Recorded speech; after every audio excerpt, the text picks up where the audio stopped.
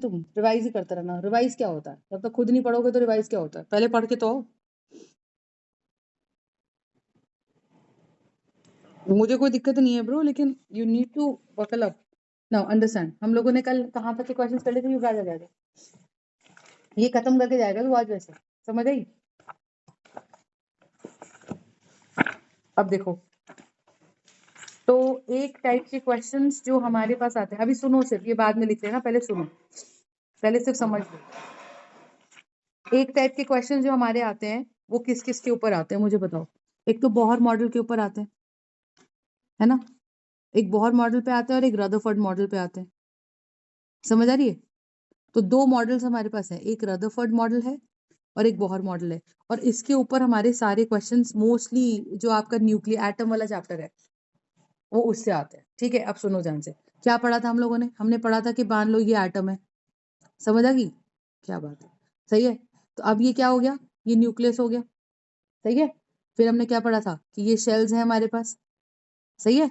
और Bohr model किसके लिए एप्लीकेबल था बताओ?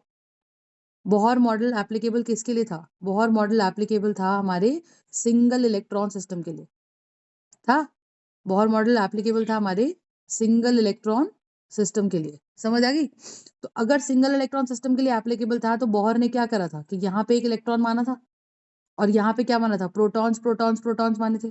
तो अगर इसका एटॉमिक नंबर Z है, अगर इसका एटॉमिक नंबर Z है तो इसका मतलब इसके अंदर Z प्रोटॉन्स है।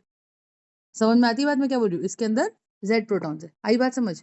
अगर Z प्रोटॉन्स हैं और एक इलेक्ट्रॉन का चार्ज E है और एक प्रोटॉन का चार्ज भी E है, दोनों का चार्ज कितना होता है? 1.602 इंटू 10⁻⁻19 कूलम। सही बात है। तो अगर एक प्रोटॉन का चार्ज भी इतना है और एक इलेक्ट्रॉन का चार्ज भी इतना है, तो क्या मैं बोल दूं कि न्यूक्लियस का चार्ज Ze हो गया? बोलो, न्यूक्लियस का चार्ज Ze हो गया। बोलो क्यों हो गया? बोलो क्यों? क्योंकि इसमें Z प्रोटॉन्स है। तो हमने क्या पढ़ा था कि अगर मान लो इस शेल का रेडियस R निकालना है तो क्या पढ़ते थे हम कि जितना इसके अंदर सेंट्रीपिटल फोर्स है, गोले में घूम रही है बॉडी, गोले में घूम रही है तो क्या लग रहा है? इस पे आउटवर्ड फोर्स लग रही है। तो अगर इसमें आउटवर्ड फोर्स लग रही है तो इससे मुझे क्या समझ आ रहा है? मुझे बताओ कि it is going to be mv² over r is going to be the centripetal force, and outward force किसके बराबर है? इनवर्ड अट्रैक्टिव फोर्स के बराबर है, that is k q1। q1 कौन है? Ze into e over r²। याद आया हम लोगों ने क्या था? तो हमने इस इक्वेशन से, और एक हमने कौन सा पढ़ा था? मैकेनिज्म पढ़ा था। और क्या पढ़ा था हमने? एंगुलर मोमेंटम क्वांटाइजेशन पढ़ा था कि नहीं पढ़ा था? एंगुलर मोमेंटम क्वांटाइजेशन पढ़ा था कि नहीं पढ़ा था? तो अगर एंगुलर मोमेंटम क्वांटाइजेशन पढ़ा था, वो क्या कहता था कि अगर एक इलेक्ट्रॉन एक शेल में घूम रहा है, सही है, अगर एक इलेक्ट्रॉन एक शेल में घूम रहा है तो इस शेल में घूमते समय इसका एंगुलर मोमेंटम फिक्स है। अगर सेकंड शेल में घूम रहा है तो सेकंड शेल में घूमते समय इसका एंगुलर मोमेंटम फिक्स है। अगर थर्ड शेल में घूम रहा है तो थर्ड शेल में घूमते समय इसका एंगुलर मोमेंटम फिक्स है। तो क्या था एंगुलर मोमेंटम का formula? mvr, linear momentum mv into radius gives me what? Angular momentum. Mass times velocity linear momentum होता है कि नहीं होता? तो लीनियर मोमेंटम इनटू रेडियस करते हैं तो क्या मिलता है मुझे? Angular momentum. And that must be equals to NH upon 2π, जहां H अपना नॉर्मल क्या है? Planck's constant. H क्या है अपना? प्लैंक्स कांस्टेंट, सही बात है। और N क्या है हमारे पास? शेल नंबर, सही है। M क्या है? Mass of electron. V क्या है? Velocity of electron. R क्या है? Radius of that electron. तो इन दोनों इक्वेशंस को सॉल्व करके हमने क्या क्या डिराइव किया था? हमने डिराइव किया था रेडियस क्या है, क्या था? तो वो डेरिवेशन क्या थी मुझे बताओ? तो हमने यहाँ से रेडियस का एक्सप्रेशन डिराइव करा था। तो रेडियस का एक्सप्रेशन आया था 0.529 n² z एंगस्ट्रॉम्स। ये रेडियस आया था हमारा। आया था कि नहीं आया था? किसका रेडियस आया था ये? कि अगर किसी एटम के अंदर ये न्यूक्लियस है और यहाँ पर ये इलेक्ट्रॉन है, समझ आ गई? तो ये रेडियस का, इस इलेक्ट्रॉन के फर्स्ट ऑर्बिट का रेडियस कितना है? आई बात समझ? सही है। अब ऐसे ही हमने वेलोसिटी निकाली थी in the NH shell. Velocity का फॉर्मूला क्या आया था? 2.18 इंटू 10⁻⁴। अब मुझे बताओ, अगर आप न्यूक्लियस के पास हो, अगर आप न्यूक्लियस के पास हो तो क्या होगा मुझे बताओ? कि इलेक्ट्रॉन को इसके अंदर बहुत ज्यादा पुल रहेगा। तो इलेक्ट्रॉन क्या करेगा? तेज घूमेगा ना, क्योंकि इस इलेक्ट्रॉन को न्यूक्लियस में गिरना नहीं है। तो ये इलेक्ट्रॉन तेज तेज तेज तेज तेज तेज घूमेगा, तो इसकी वेलोसिटी नियर बाय शेल पे पास होगी। तो एन जितना कम वेलोसिटी उतनी ज्यादा। I hope you are understanding my point, yes और नो? तो यहाँ पे क्या आएगा 2.18 into 10⁵ into z by n।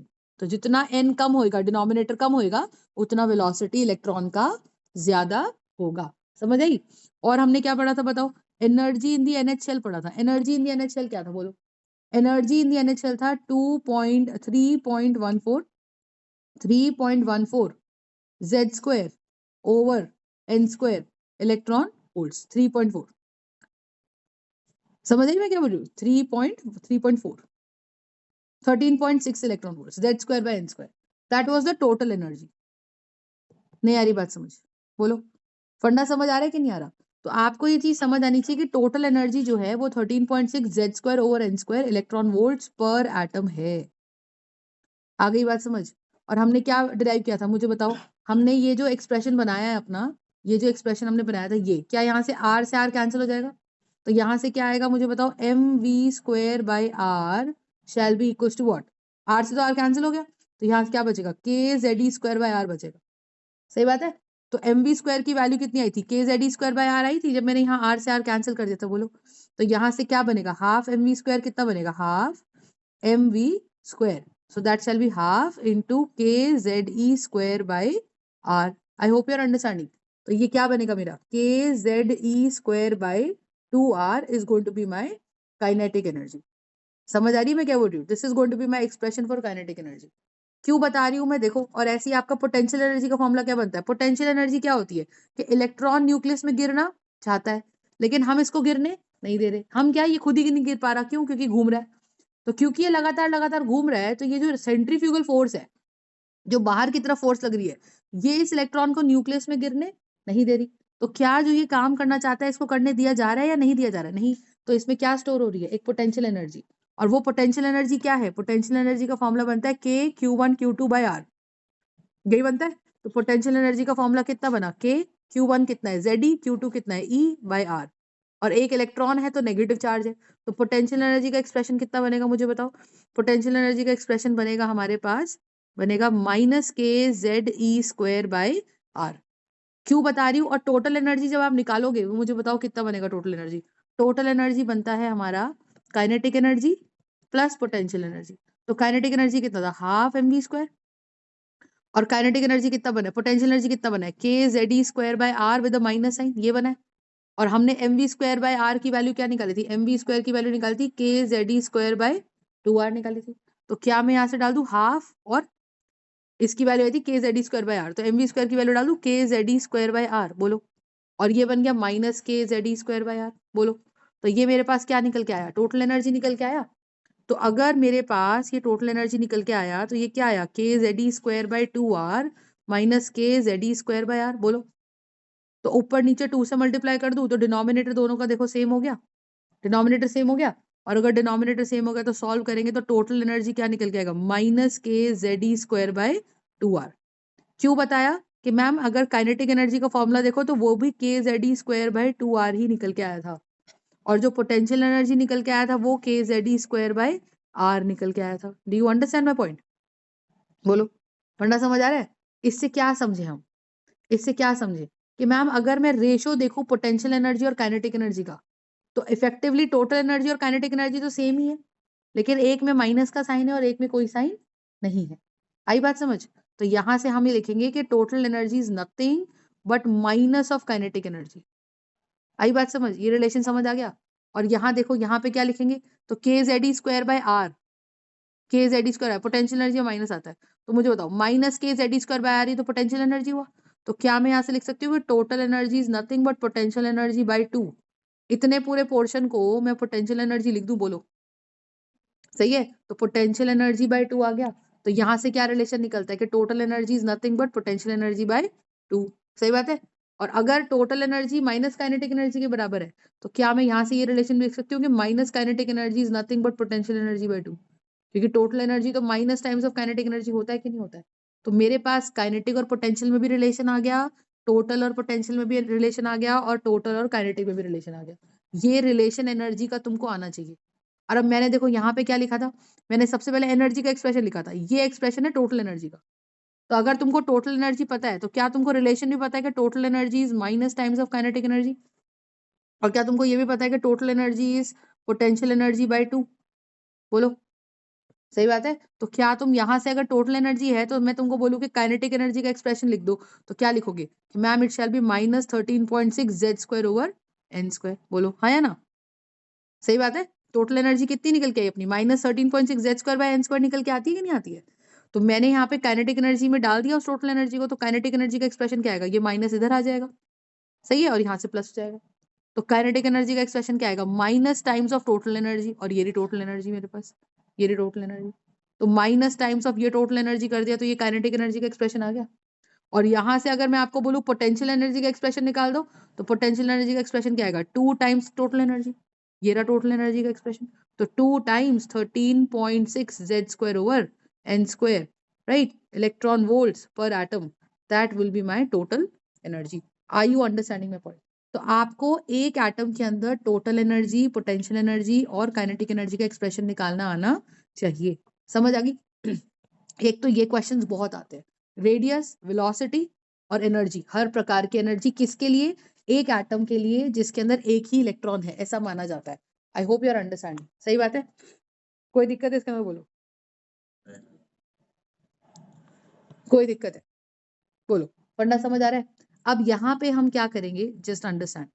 यहाँ पे एक चीज का क्वेश्चन और आता है। क्वेश्चन कहता है the electron is making a transition. कहाँ से कहाँ जा रहा है electron? The electron is making a transition from n equals to 4 to n equals to 1। Electron n equals to 4 से n equals to 1 पे जा रहा है। तो बताओ कितनी ट्रांजिशन लाइंस आएंगी? तो कैसे बताओगे कि ये रहा मेरे पास n equals to 1? n equals to 1 का मतलब क्या होता है कि न्यूक्लियस के nearest shell n equals to 1। फिर n equals to 2 क्या हो जाएगा? n equals to 2 shall be my second shell। n equals to 3 क्या हो जाएगा? my third shell. n equals to 4 क्या हो जाएगा? my fourth shell. Are you understanding? तो इलेक्ट्रॉन फोर्थ शेल पे है। अब वहां से वो नीचे कूद रहा है। अब नीचे तो आना ही है क्योंकि ये तो उसकी एक्साइटेड स्टेट है। बोलो हाँ या ना? ये तो उसकी एक्साइटेड स्टेट है और ये क्या है? उसकी ग्राउंड स्टेट। बोलो हाँ या ना? अब अगर ये उसकी एक्साइटेड स्टेट है और ये उसकी ग्राउंड स्टेट है, क्या समझ में आता है इससे? क्या समझ में आता है इससे? कि मैम एक्साइटेड स्टेट पे कोई भी इलेक्ट्रॉन 10 की पावर -8 सेकंड से ज्यादा के लिए रह ही नहीं सकता, तो उसको नीचे आना ही है। और जब भी इलेक्ट्रॉन हायर शेल से नीचे वाली शेल पे आता है, वो क्या करता है बेटा? बताओ। जब भी इलेक्ट्रॉन हायर शेल से नीचे वाली शेल पे आता है, क्या करता है? उसको एनर्जी रिलीज करनी ही है। तो वो जो लाइट की फॉर्म में एनर्जी रिलीज करता है, उसी को तो स्पेक्ट्रल लाइन कहते हैं। बोलो, उसी को तो स्पेक्ट्रल लाइन कहते हैं। तो हमें क्या बताना है कि भाई मैम या तो वो ऊपर से नीचे सीधा एक शॉट में गिर जाए, नहीं तो वो कैसे गिरे? ऊपर से सेकंड पे गिरे, सेकंड से 1 पे गिरे, ऊपर से थर्ड पे गिरे, थर्ड से 1 पे गिरे। सही बात है? या ऐसा भी तो कर सकता है, ऊपर से थर्ड पे गिरे, थर्ड से सेकंड पे गिरे, सेकंड से 1 पे गिरे। आना उसने 1 पे ही है। तो जितने प्रकार से वो नीचे गिर रहा है, उतनी उतनी लाइटें वो रिलीज करेगा। क्योंकि मान लो अगर वो इलेक्ट्रॉन ऊपर से यहाँ आ रहा है, तो वो ये वाली लाइट रिलीज करेगा जिसकी एनर्जी क्या है? इन दोनों एनर्जी शेल्स के गैप के बराबर है। समझ आ रहा है कृष? पक्का? तो ये आना चाहिए आपको। तो इससे रिलेटेड बड़े सारे क्वेश्चन आते हैं। n इक्वल्स टू 1 ये हो गया, ये n इक्वल्स टू 2 हो गया, ये n इक्वल्स टू 3 हो गया, ये n इक्वल्स टू 4 हो गया। I hope you are understanding. ये n इक्वल्स टू 5 हो गया, ये n इक्वल्स टू 6 हो गया। तो आपको पहली बात तो ये याद रखनी है कि शेल्स के बीच का जो एनर्जी का गैप है, ये कम होता जा रहा है। समझ आई? तो एनर्जी के बीच का जो शेल्स का गैप है, ये अगर कम होता जा रहा है और इलेक्ट्रॉन कहाँ पहुंचा दिया? 1 2 3 4 पे पहुंचा हुआ इलेक्ट्रॉन। ये रहा इलेक्ट्रॉन फोर्थ पे। अब आपको ये बताना है कि जब वो ट्रांजिशन करेगा, मतलब ऊपर से नीचे कूदेगा, जब वो ऊपर से नीचे कूदेगा तो कितनी लाइटें रिलीज करेगा? कितनी पॉसिबल लाइटें रिलीज कर सकता है? तो तुम क्या बोलोगे? ऊपर से गिराओ इसको कि मैम ऊपर से सीधा 1 पे गिर जाए। ऐसा भी तो सकता है कि ऊपर से वो 1 पे ना गिरे, वो पहले ऊपर से 2 पे गिरे और फिर 2 पे आके फिर वो सीधा नीचे गिर जाए। सही बात है? ऐसा भी तो सकता है। आना उसने 1 पे ही है, कुछ भी कर लो। अगर मेरा क्वेश्चन कह रहा है कि n इक्वल्स टू 4 से n इक्वल्स टू 1 पे ट्रांजिशन कराना है, तो फाइनली 1 पे ही रोकना है आपको उसको। जरूरी है मैम हर शेल पे डिफरेंट लाइट नहीं करे? हाँ, हर शेल पे नहीं, हमेशा हर 2 शेल्स के बीच का गैप अलग है ना। तो यहाँ से यहाँ कूदेगा तो उसकी लाइट का कलर अलग है। यहाँ से यहाँ कूदेगा 3 से 2 तो उसकी लाइट का कलर अलग है। Do you understand my point? तो यहाँ से इलेक्ट्रॉन अगर आप देखो यहाँ से कूद रहा है, 4 से 1 पे कूद रहा है तो कोई और लाइट है, 3 से 1 पे कूद रहा है तो कोई और लाइट है ना? 2 से 1 पे कूद रहा है तो कोई और लाइट है। नहीं आ रही बात समझ? लेकिन जरूरी थोड़ी कि यही रास्ता है, और भी तो कौन सी लाइटें निकली जब इलेक्ट्रॉन 4 से सीधा 2 पे कूदा, और जब इलेक्ट्रॉन 3 से 2 पे कूदा, और जब इलेक्ट्रॉन 4 से 3 पे कूदा। तो ये आपको ध्यान देना है, ऊपर से नीचे ये आना चाहिए। Do you understand my point? तो ये जो मेरे पास सिस्टम है ना 3 लाइटों वाला, तो कितनी लाइट आई? 1 2 3 4 5 6, 6 पॉसिबल लाइटें आ पाई। तो आप बोलोगे कि ma'am 6 possible transition lines are there, 6 possible spectral, 6 spectral lines. Do you understand my point? बोलो, फंडा समझ आ रहा है? तो अगर आपको इलेक्ट्रॉन देता है कि भाई क्वेश्चन देता है कि 4 से 1 ट्रांजिशन है, तो जहां ऊपर से कूदा, ऊपर वाली शेल हो गई N2, और N2 से कूद के नीचे वाली शेल पे आ रहा है N1। तो टोटल लाइंस का फॉर्मूला क्या रहता है? टोटल लाइंस का फॉर्मूला हमारे पास रहता है, ये रहता है N2 minus N1, N2 minus N1 into N2 minus N1 plus 1। समझ आ रही है मैं क्या बोल रही हूँ? बाय 2। ये आपको फॉर्मूला याद रखना है, N2 minus N1 upon into N2 minus N1 plus 1 by 2। Do you understand my point? Do you understand? ये कॉन्सेप्ट है हमारा, ठीक है? Is this concept clear? तो अब आप यहां से देखो, यहाँ पे क्या हो रहा है कि भाई टोटल लाइंस कैसे आई? 4 minus 1 into 4 minus 1 plus 1 by 2। मेरे लिए तो भाई N2 कौन है? ऊपर वाला जहां से इलेक्ट्रॉन कूदना शुरू कर रहा है, और N1 कौन है? जिसपे इलेक्ट्रॉन कूद रहा है। तो इलेक्ट्रॉन कहाँ से शुरू हो रहा है? N2 से शुरू हो रहा है, और नीचे N1 पे आने की कोशिश कर रहा है। नीचे वाला हमेशा N1 है, कम वाला नंबर हमेशा N1 है, ज्यादा वाला नंबर हमेशा N2 है। तो आप जब इसको सॉल्व करोगे तो 1 से 1 तो कैंसिल हो जाएगा, तो ये बन गया 3 इंटू 4 बाई 2। तो ये कैंसिल हो गया, तो आंसर कितना आ गया? 6 आ गया कि नहीं आ गया? तो यही तो मैंने लाइंस बना के भी करी थी। लेकिन हमने क्या सीखा था? हमने ये सीखा था कि मैम कहीं से भी इलेक्ट्रॉन अगर फर्स्ट शेल पे आ रहा है, तो जितनी भी लाइट है वो अल्ट्रावायलेट रीजन में लाई करेंगी। कहीं ऊपर से कहीं से भी इलेक्ट्रॉन कूद के अगर सेकंड शेल पे कूद रहा है, तो वो लाइट रेज कहाँ लाई करेंगी? विजिबल रीजन में लाई करेंगी। समझ आई? कहीं से भी इलेक्ट्रॉन कूद के 3 पे आ रहा है, तो वो लाइट रेज कहाँ लाई करेगी? वो light rays infrared region, IR region में लाई करेगी। तो सबसे पहले जो स्टडी करी थी वो किसने स्टडी करी थी? यूवी रीजन की, लाइमन ने। तो इस लाइन का नाम क्या रख दिया था? इस सीरीज का नाम क्या रख दिया था मुझे बताओ? यूवी रीजन का नाम था लाइमन रीजन। तो कहीं से भी इलेक्ट्रॉन 1 पे कूदेगा तो लाइमन रीजन, कहीं से भी इलेक्ट्रॉन इस पे कूदेगा तो बाल्मर रीजन। ठीक है, लाइमन बाल्मर। कहीं से भी इस पे कूदेगा तो Paschen region. I hope you are understanding. So Lyman, Balmer, Paschen. समझ आई? इस तरह से आपको ये याद रखना है। अब जैसे फॉर एग्जाम्पल मैंने बोला कि भाई इलेक्ट्रॉन को मुझे कुदाना है, the electron has to make a transition, कहाँ से कहाँ? The electron has to make a transition from n equals to 7 to n equals to 1। तो आपको वैसे अगर मैं पूछूं कि बताओ टोटल लाइंस कितनी है, तो आप डायग्राम भी ना बनाओ, सीधा N2 minus N1 into N2 minus N1 plus 1 by 2, ये फॉर्मूला लगा दो। तो ये फॉर्मूला तुमको सीधा सीधा टोटल स्पेक्ट्रल लाइंस दे देगा। पर अगर मैंने तुमसे क्वेश्चन पूछा कि भाई how many lines are lying in the Balmer region, फिर क्या करोगे? तो बाल्मर रीजन का निकालने का कोई तरीका नहीं है, फिर डायग्राम बनाना ही पड़ेगा। फिर क्या करोगे? 7 minus 1 into 7 minus 1 plus 1 by 2 करेंगे तो टोटल लाइंस निकल के आएंगी। तो ये तो 6 इंटू 7 बाई 2 आ गई, ये तो 3, मतलब 21 लाइंस आ गई। ये तो टोटल लाइंस आ गई ना। इस टोटल लाइंस में लाइमन भी आ गया, Balmer, Paschen, bracket, Pfund सब आ गए। पर मैं तुमसे बोल रही हूँ कि भाई बताओ कितनी लाइंस लाइमन में लाई करती है। तो तुमने क्या करना है? पहले लाइंस बनानी है। ये n इक्वल्स टू क्या है? 1। फिर ये क्या है? n equals to 2। फिर ये क्या है? n equals to 3। फिर ये क्या है? n equals to 4। फिर ये क्या है? n equals to 5। फिर ये क्या है? n equals to 6। फिर ये क्या है? n equals to 7। इलेक्ट्रॉन कहाँ बैठा हुआ है? इलेक्ट्रॉन अभी 7th पे बैठा हुआ है। इलेक्ट्रॉन अभी 7th पे बैठा हुआ है। अब क्या करें?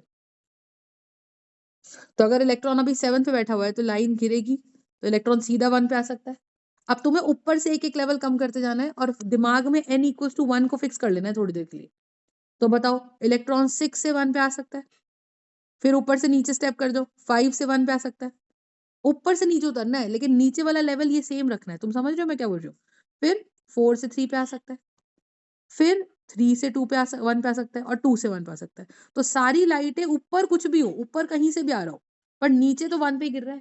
तो अगर आप नीचे 1 पे गिर रहे हो तो ये कौन सा रीजन है? ये आपका यूवी रेडिएशन में लाइट्स आ रही है, और इसको आप बोलोगे लाइमन रीजन। क्योंकि लाइमन एक साइंटिस्ट था जिसने इन लाइटों के बारे में खोज करी थी।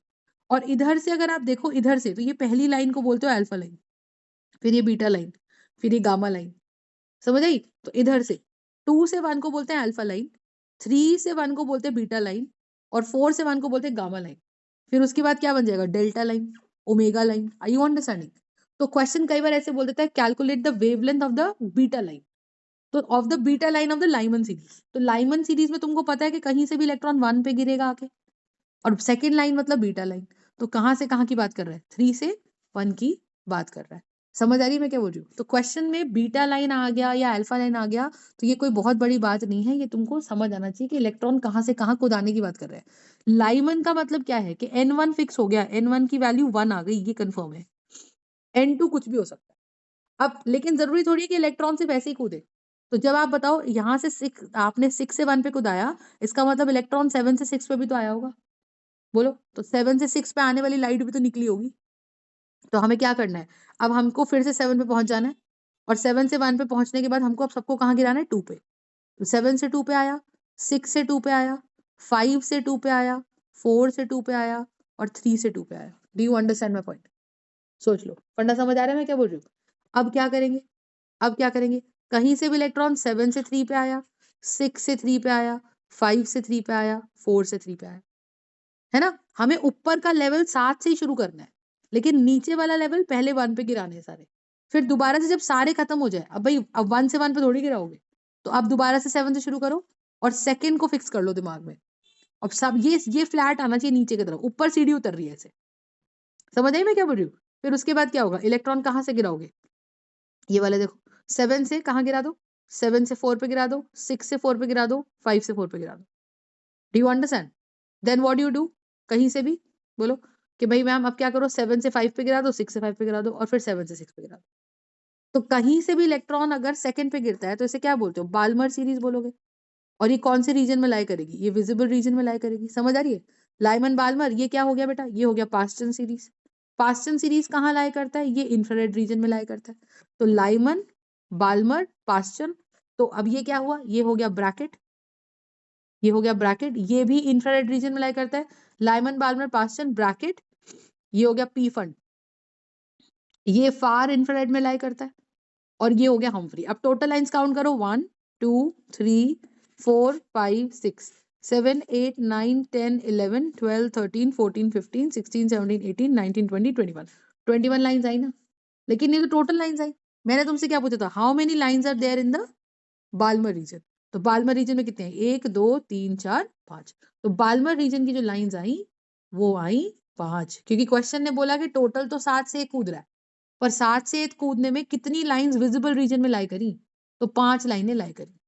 नहीं, ये बात समझ? तो आपको ये टोटल डायग्राम बनाना ही पड़ेगा, और टोटल डायग्राम बनाने के बाद आपको बाल्मर की लाइन काउंट करके बतानी है, सिर्फ टोटल लाइंस नहीं बतानी। तो डिपेंडिंग अपॉन द क्वेश्चन आपसे क्या पूछा जा रहा है वो आपने आंसर करना है। बात समझ आई मैं क्या बोल रही हूँ? नहीं, ये बात समझ? आगे बात समझ? इस तरह से सॉल्व करना है। तो जैसे फॉर एग्जाम्पल अगर मैं तुमको बोलती हूँ कि भाई the transition is from 8 to 3, अब तुम मुझे बताओ कौन सी लाइन इसमें दिखेगी नहीं? बड़े नंबर को तो n2 बोलेंगे कि n1 बोलेंगे? बोलो, n2। छोटे नंबर को क्या बोलेंगे? n1 ऊपर होता है कि नीचे? और n2 कहाँ होता है? इलेक्ट्रॉन कहाँ से कहाँ कूद रहा है? 8 to 3। तो पहला मेरा सवाल आता है कि टोटल लाइंस बता दो। टोटल लाइंस का मतलब टोटल स्पेक्ट्रल लाइंस बता दो। तो टोटल स्पेक्ट्रल लाइन से क्या समझे तुम? मुझे बताओ कि मैम टोटल स्पेक्ट्रल लाइन से हमारा मतलब ये था कि भाई इलेक्ट्रॉन 8 से 3 कूद रहा है। तो आपको डायग्राम बनाने की भी जरूरत नहीं है ना। लाइमन, बाल्मर, पास्टन, ब्रैकेट सीधा निकाल दो। क्या फॉर्मूला है? n2 minus n1 into n2 minus n1 plus 1 by 2। तो ये कितना बनेगा? 8 minus 3 into 8 minus 3 plus 1 by 2 बनेगा कि नहीं बनेगा? 8 माइनस 3 क्या है? 5 इंटू 5 प्लस 1 क्या हो गया? 6 ओवर 2। समझ आई? तो ये आपका 3। तो टोटल लाइंस कितनी आएंगी? 15 लाइंस। अब तुम खुद मुझे बताओ, मैं अगर तुमसे सवाल ही पूछूं कि बेटा लाइमन में कितनी लाइंस आई, लाइमन सीरीज में कितनी लाइंस आई, और बाल्मर सीरीज में कितनी लाइंस आई? आप बोलोगे मैम इलेक्ट्रॉन का ट्रांजिशन तो आप 8 से 3 दे रहे हो, तो इलेक्ट्रॉन तो मेरे इस क्वेश्चन के हिसाब से तो इलेक्ट्रॉन ना तो 2 पे जा रहा है ना 1 पे जा रहा है। तो 1 पे आता है तो लाइमन सीरीज होती है। कहीं से भी 1 पे गिरे तो लाइमन, कहीं से भी 2 पे गिरे तो बाल्मर। यहाँ पे तो ना तो 1 पे गिर रहा है ना 2 पे, तो कितनी लाइंस बनी? ना लाइमन में बनी ना बाल्मर में बनी। अब कहाँ से गिराना है मुझे बताओ, मुझे शुरू करना है 8, लेकिन बनाएंगे तो 1 तो बनाएंगे, 1 n इक्वल टू 1 तो बनाएंगे, n इक्वल टू 2 भी बनाएंगे, n इक्वल टू 3 से शुरू करना है लेकिन, है ना। तो कितनी रेडिएशन चाहिए, n इक्वल टू 4 भी चाहिए, n इक्वल टू 5 भी चाहिए, n इक्वल टू 6 भी चाहिए, n इक्वल टू 7 भी चाहिए, n इक्वल टू 8 भी चाहिए। समझ आई? ये क्या बना लिए मैंने, ये मैंने बना लिए हमारे लेवल्स बना लिए, किसके बोलो, ये मैंने किसके लेवल्स बना लिए, हमारे एटम के अंदर शेल्स बना लिए मैंने स्ट्रेट करके। अब बताओ इलेक्ट्रॉन कहाँ से कूदाऊं, 8 से इलेक्ट्रॉन पहली बार कहाँ कूदाना है, थर्ड पे। 8 से इलेक्ट्रॉन पहली बार कहाँ कूदेगा, थर्ड पे। अब कहाँ से कूदाना है थर्ड पे, 7 से थर्ड पे, नीचे लाइन सीधी बननी थी ऐसे, समझ आई। तो 6 से 3 पे, 5 से 3 पे, 4 से 3 पे। अब एक बार 3 की लाइंस कंप्लीट हो गई, अब कहाँ कूद जाए, 4 पे। अब 8 से 4 पे, 7 से 4 पे, 6 से 4 पे, 5 से 4 पे। नहीं आई बात समझ, ठीक है, समझ आई मैं क्या बोल रही हूँ। इस तरह से बनानी है लाइंस आपने। अब क्या करोगे बोलो। तो ये मेरे पास आ गया, ये मेरे पास आ गया 1 2 3 4 5 6 7 8, सही है। अब बताओ, अब इलेक्ट्रॉन कहाँ से कहाँ कूदेगा,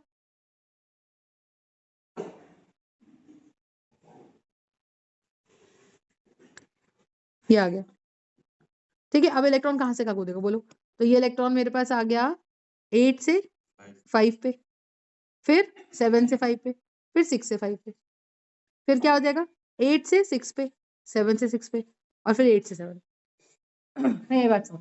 तो ये टोटल लाइंस बन गई। अब बताओ लाइमन में तो 0 लाइंस आई, बाल्मर में भी 0 लाइंस आ गई, पास्टन से शुरू हुआ है इसमें कहानी। और पास्टन किस में लाई करता है, इंफ्रारेड रीजन में, फिर इंफ्रारेड रीजन में, फिर फार। तो लाइमन बाल्मर पास्टन ब्रैकेट, ये कौन सा सीरीज आया, ब्रैकेट। फिर क्या आया, पी फंड, फिर क्या आया, हम्फ्री। नहीं आई बात समझ, फंडा समझ आ रहा है कि नहीं आ रहा। इस तरह से आपको ये ट्रांजिशंस बनाने पड़ेंगे, ठीक है। लेकिन अगर क्वेश्चन आपको पूछे कि भी बताओ लाइमन बाल्मर पास्टन, पास्टन में अल्फा लाइन क्या हुई, ये वाली, तो उसका ट्रांजिशन तुमको खुद बताना पड़ेगा कि भाई पास्टन होता है कि कहीं से भी लाइट 3 पे गिरे, कहीं से भी इलेक्ट्रॉन 3 पे गिरे आके। तो आप मुझे बताओ, you are starting from 4 to 3, तो अल्फा लाइन का ट्रांजिशन क्या बना, 4 to 3। Beta line of the Paschen series क्या बना, 5 to 3। गामा लाइन का क्या बना, 6 to 3। नहीं आई बात समझ, फंडा समझ आ रहा है। ये कॉन्सेप्ट है हमारा जो है, आगे बात समझ। Now if you understand this part तो I can move on to the next part. अब क्वेश्चन क्या कहता है, क्वेश्चन कहता है कि the electron is transiting, the electron is transiting from n equals to 4 to n equals to 3. Calculate the wavelength of this light. तो जब ऊपर से नीचे इलेक्ट्रॉन गिरता है तो calculate the wavelength of this light, तो मुझे उस लाइट की वेवलेंथ निकालनी है, समझ आई। तो क्या कहना क्या चाह रहा है क्वेश्चन, क्वेश्चन ये कहना चाह रहा है कि भाई मान लो मेरे पास ये एटम है और ये न्यूक्लियस है इसका सेंटर में, सही है। तो यहाँ पे क्या हुआ, n equals to 1, n equals to 2, n equals to 3, n equals to 4। तो 4 से इलेक्ट्रॉन 3 पे कूद रहा है, तो 4 से इलेक्ट्रॉन 3 पर कूद रहा है। तो अगर इलेक्ट्रॉन 4 से 3 पे कूद रहा है, इसका क्या मतलब है मुझे बताओ। अगर इलेक्ट्रॉन 4 से 3 पे कूद रहा है तो इसमें ऑब्वियसली लाइट निकली होगी कि नहीं होगी, लाइट निकली होगी यहाँ पे कोई ना कोई। तो उस लाइट की वेवलेंथ बताओ। तो n2 क्या हो गया बताओ, 4, n1 क्या हो गया, 3। और वेवलेंथ का फॉर्मूला क्या होता है, रिडबर्ग्स फॉर्मूला लगाएंगे ऐसे में। तो what is Rydberg's formula, Rydberg's formula in सभी लाइटों की वेवलेंथ निकालने में हेल्प करता है। तो क्या फॉर्मूला है, 1/λ shall be equals to 109677 into 1/n1 square minus 1/n2 square into Z square. जब तक कुछ नहीं पता क्वेश्चन में तो जेड कौन है, 1, मतलब हाइड्रोजन एटम की बात हो रही है। जब तक मुझे एलिमेंट पता ही नहीं तो किसकी बात हो रही है, हाइड्रोजन एटम की बात हो रही है, सिंपल सी बात। आर यू अंडरस्टैंडिंग,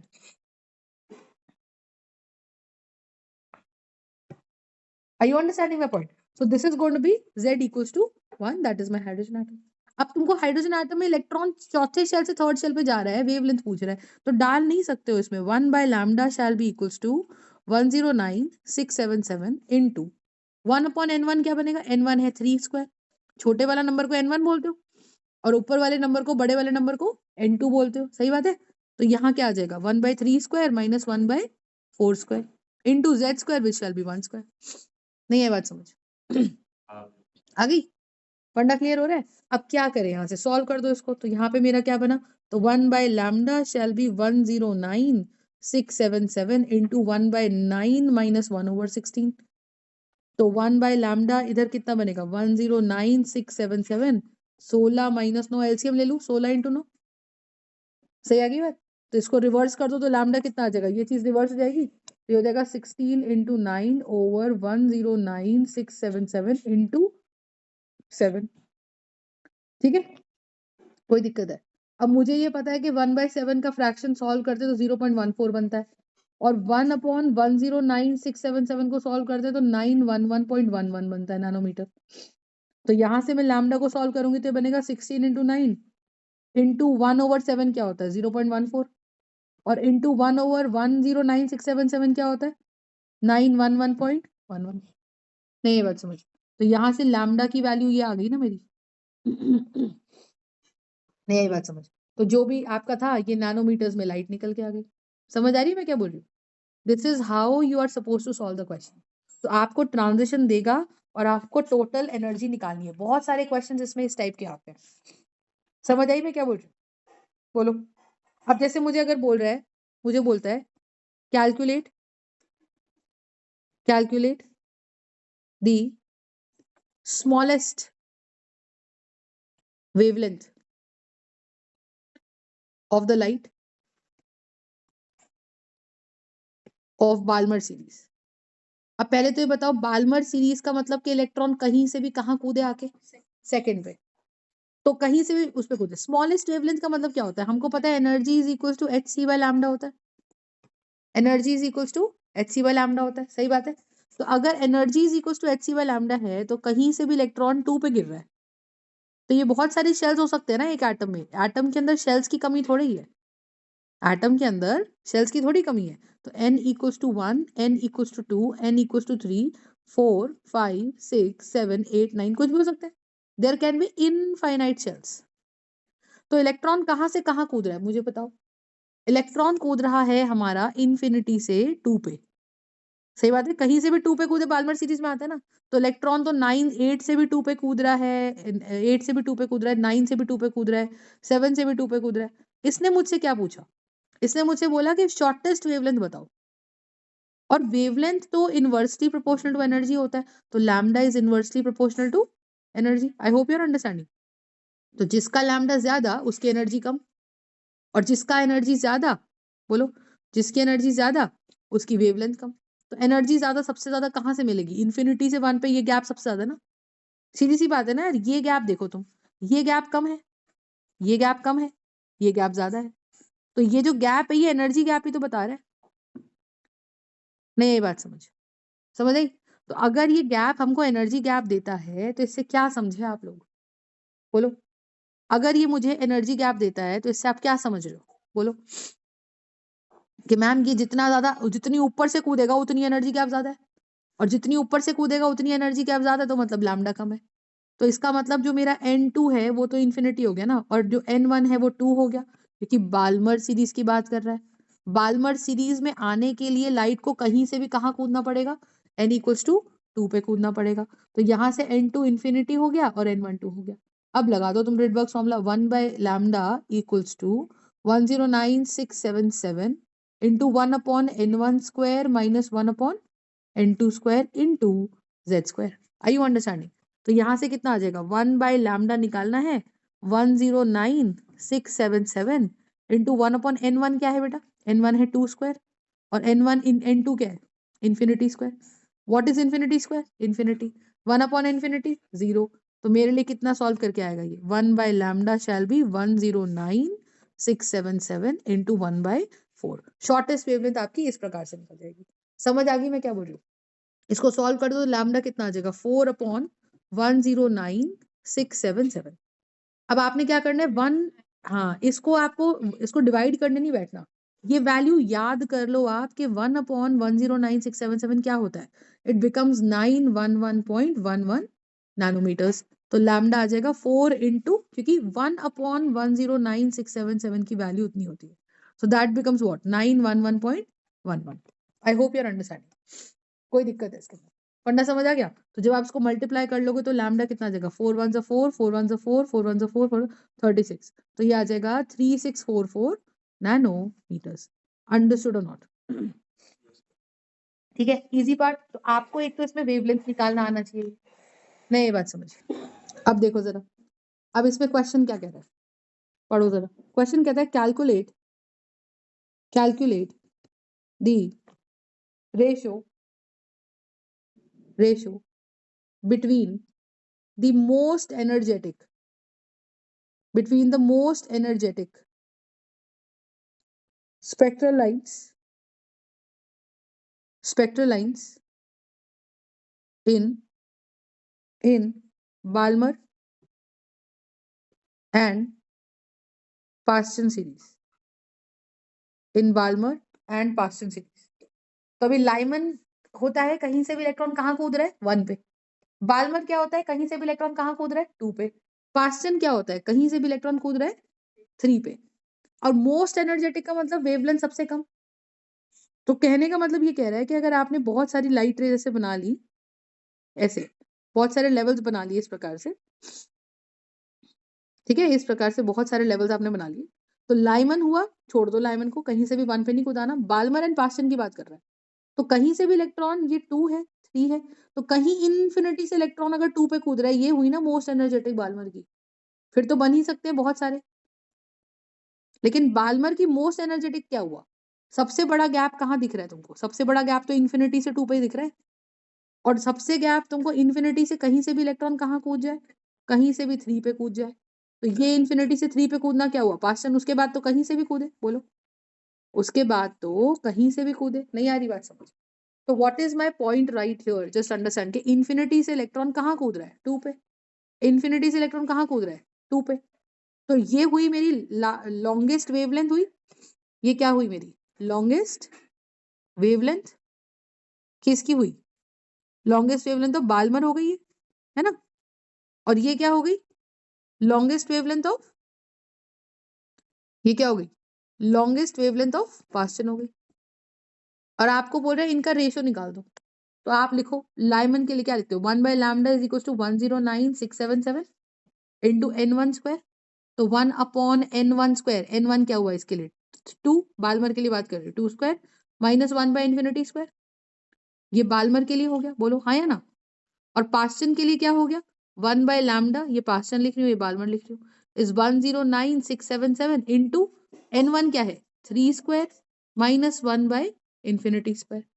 तो यहाँ से क्या आ जाएगा, 1/λ Balmer shall be equals to what 109,677 divided by 4, और 1/λ Paschen shall be 109,677 divided by 9, isn't it? अगर मैं इनको डिवाइड कर दूं तो ये तो पूरा कैंसिल हो जाएगा।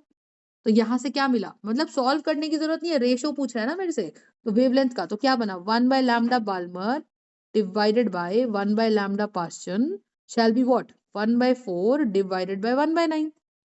तो अब आप इसका रेशियो लोगे तो क्या बनेगा, lambda Paschen by lambda Balmer क्या बन जाएगा, बोलो, ये बन जाएगा 9/4।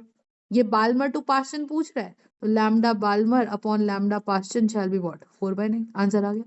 कोई है सवाल में, कोई बहुत बड़ी कैलकुलेशन नहीं, थोड़ा दिमाग लगा के सॉल्व करोगे तो हो जाएगा सवाल। ठीक है, so the ratio of the wavelength of Balmer to Paschen is going to be 4/9। Understood और नॉट? ठीक है, और देखो एक क्वेश्चन, अब यहाँ पे मेरे पास क्या आ रहा है, जस्ट राइट डाउन।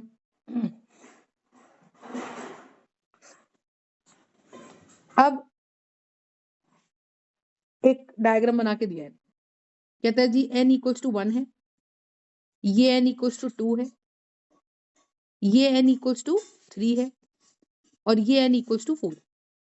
समझ आ रही है?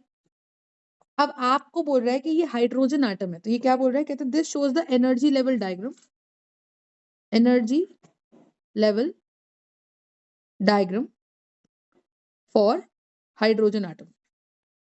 और जैसे ही ये हाइड्रोजन एटम की बात कर दे, तो क्या मतलब है इसका कि E n equals to what, E n equals to what, 13.6 z square over n square with minus है। सही बात है। Total energy of hydrogen atom या कोई भी आइटम की यही तो होती है एनर्जी, होती है कि नहीं होती? पढ़ा है हम लोगों ने ये चीज। तो मुझे एक बात बताओ, अगर मैं सबके लिए सॉल्व कर दूं तो क्या ये बनेगा 13.6 जेड स्क्वायर, तो 1 हो गया हाइड्रोजन के लिए। जेड क्या है? Atomic number. तो एटॉमिक नंबर तो क्या हो गया? 1 हो गया। हो गया कि नहीं हो गया? और एन, एन हम फर्स्ट शेल के लिए निकाल रहे हैं तो 1 स्क्वायर, तो ये मेरे पास सॉल्व करके इस वाले शेल का एनर्जी आएगा 13.6 इलेक्ट्रॉन वोल्ट्स। इसका कितना आएगा? 13.6 into Z square shall be 1 square over n square मतलब 2 square.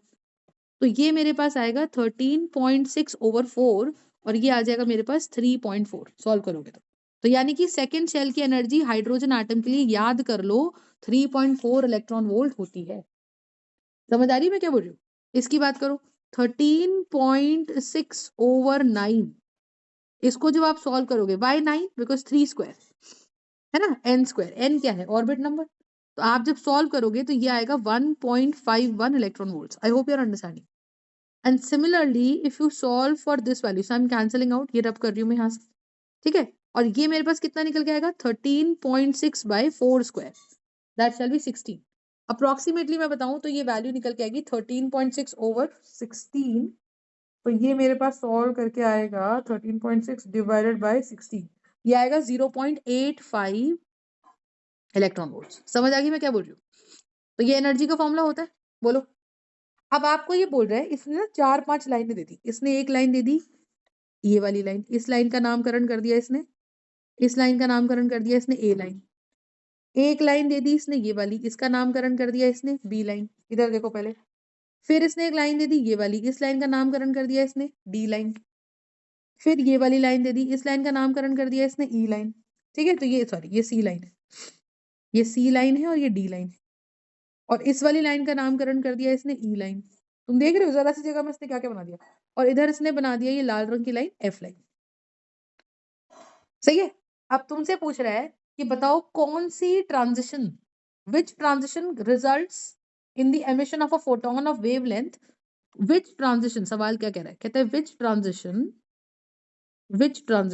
Results in the emission, which transition results in the emission of a photon of wavelength 496 nanometres. ठीक है, ये सवाल है। अब पहली बात तो तुमको ये पता होना चाहिए कि आप कितने सॉल्व करोगे कि भाई इलेक्ट्रॉन मैम ऊपर से नीचे कूद रहा है तो भी लाइट निकल रही है ए लाइट, ऊपर से 4 से 2 पे कूद रहा है तो भी बी लाइट निकल रही है, 4 से 1 पे कूद रहा है तो भी सी लाइट निकल रही है, 3 से 2 पे कूद रहा है तो भी डी लाइट निकल रही है, 3 से 1 पे कूद रहा है तो ई लाइट निकल रही है, 2 से 1 पे कूद रहा है तो एफ लाइट निकल रही है। तो कितनी सारी लाइटें निकल रही है, हमें क्या पता किस किस के लिए हम एनर्जी निकालते घूमेंगे। तो इसका क्या तरीका है कि क्या मैं इस वेवलेंथ के लिए ही एनर्जी गैप निकाल दूं, क्योंकि मुझे क्या दिख रहा है, मुझे ये दिख रहा है कि अगर ये 3.6 और ये 3.4 है, ये 13.6 है और 3.4 है, तो 13.6 और 3.4 में एनर्जी गैप कितना है, 10.2 का गैप आ रहा है। तो मैं दो शेल्स के बीच में एनर्जी गैप तो निकाल ही सकती हूँ। बोलो इन दोनों शेल्स के बीच का एनर्जी गैप कितना है, 10.2। बड़े में से लोअर नीचे वाला घटा दो। बोलो ये सब माइनस में आया आंसर, तो -13.6 -3.4 -1.51 -0.85। तो higher energy minus lower energy जब तुम करोगे तो क्या करोगे, -3.4 माइनस ऑफ -13.6, तो आपके पास +10.2 का गैप आएगा कि नहीं आएगा? बोलो। अगर आपको इस थर्ड शेल और फर्स्ट शेल में एनर्जी गैप निकालना है तो क्या करोगे, -1.51 माइनस ऑफ -13.6। तो हायर एनर्जी में से लोअर एनर्जी घटा दो तो गैप निकलता जाएगा। नहीं आ रही बात समझ? तो सबसे पहला काम है कि जब भी आपको शेल्स दिए जाए आप क्या करो, हर शेल की एनर्जी याद कर लो, 13.6 3.4 1.5 0.58 और सबके बीच का एनर्जी गैप निकाल के रखो। समझ आ रही है? सबके बीच का क्या निकाल के रख लो, एनर्जी गैप निकाल के रख लो। तो निकालो जरा एनर्जी गैप, तो कितना आ रहा है मेरे पास ये गैप, यहाँ पे मेरे पास एनर्जी गैप आ रहा है 3.4 माइनस 13.6, 3.4 माइनस 13.6, तो ये एनर्जी गैप मेरे पास आ रहा है इन दोनों शेल्स के बीच में आ रहा है 10.2 का। सही है।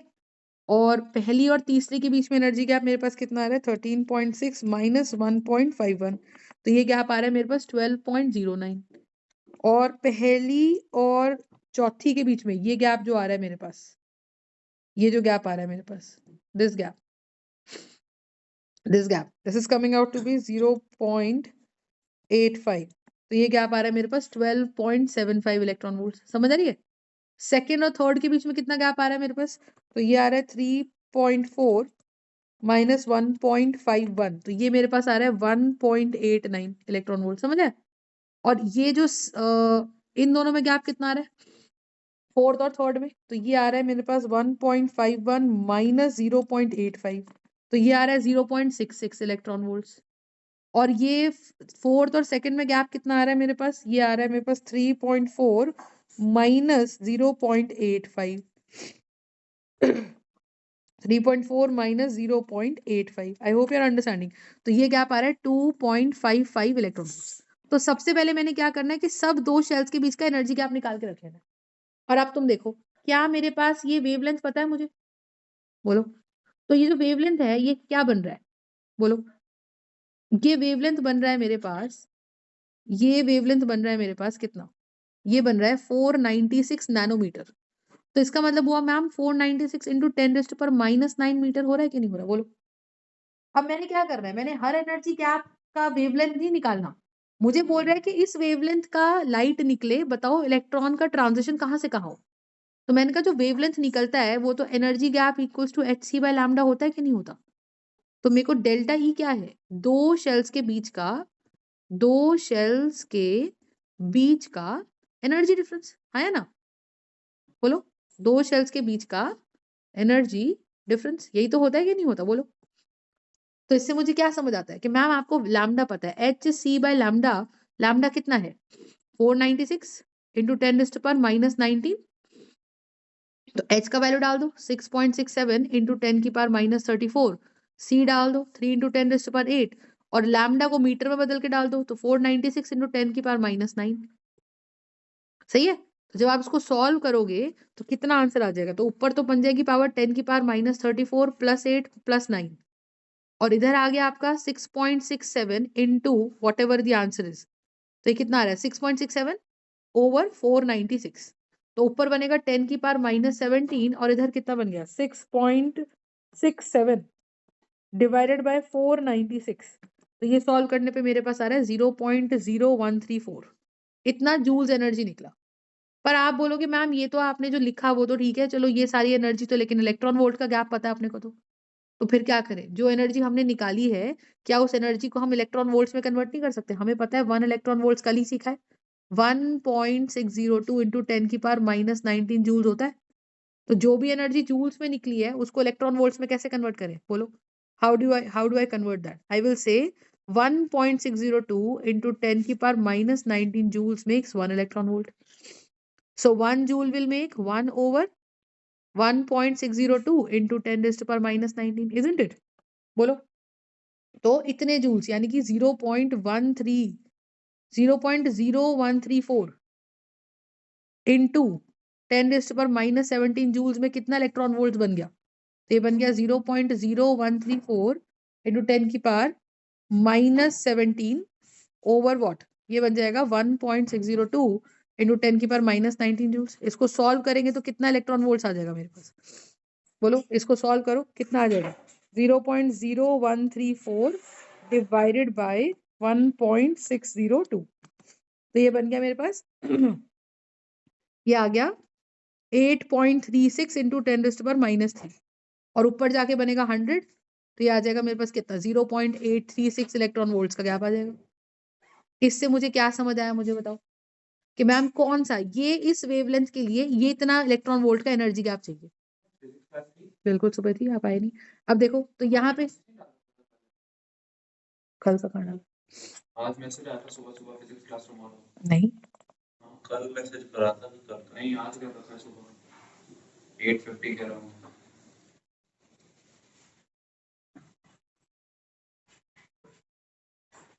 हो रहा था भाई, एक दो बार हुआ था मेरे साथ। अरे टुमारो लिख दिया क्या? वो कंफर्मेटरी क्लास थी फिजिक्स क्लास टुडे का। हे भगवान। चलो तो एक मिनट, मैंने रिकॉर्ड करी है लेकिन चिंता मत करो। तो ये कितना आ जाएगा मेरे पास? ये गैप कितना आ जाएगा? 0.8 का गैप किधर देखने को मिल रहा है? Am I able to see the gap कहीं पे? ये गैप कितना आ रहा है? ये तो नहीं हो सकता। 0.8 का गैप कितना आ रहा है? अंदाजन ये गैप अपना 0.8 का आएगा, है ना? तो ये वाली वेवलेंथ की बात कर रहा है, यानी कि ए की बात कर रहा है। समझ आई मैं क्या बोल रही हूँ? इस तरीके से आपको ये क्वेश्चन एक्चुअली सॉल्व करना है। समझ आ गया कैसे करना है? ठीक है, तो वेवलेंथ दे देगा और वेवलेंथ देके बोलेगा कि ट्रांजिशन बताओ कौन सा है। ठीक है, पढ़ना समझ आ गया मैं क्या बोल रही हूँ? Yes. राइट, तो ये करना है। ठीक है, करो। That's how you are supposed to do this.